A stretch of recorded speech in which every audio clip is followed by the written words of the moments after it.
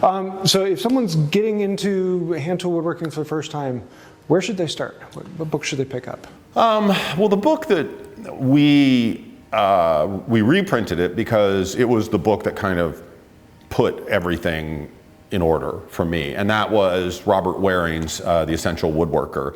Very inexpensive book from the 80s.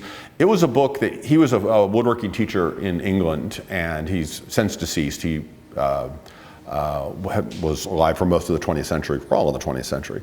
But he wrote this book and it was like a remedial textbook. So it was like, he taught at the college level, and so when he would get students who were dumb, like us, new woodworkers, who did not know which end of a jack plane to grab, he wrote this incredible book. It's almost all pictures, so if you're really stupid, it's great. But I remember you can read it in an afternoon, and I sat down with that book, early on in my, when I was like, oh, I know how to sharpen, I know how to use a block plane, I think I know how to use a saw.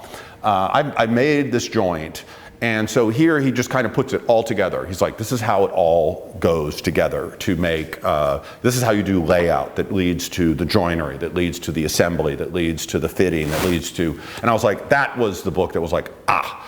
And it had been out of print, The Essential Woodworker, for probably 20 years when I had read it. And you used to be able to get it on, Abe Books, used books for $5, but it was going for like 50, 75 bucks. So we reprinted it. That was like our second book, and it has been in print ever since then, and we've done I think 12 printings of it. We're currently doing our 13th printing of it. And so that's for the book that we usually steer people to, because it's inexpensive. You don't have to be a word nerd to get it, because like I said, it's a lot of images.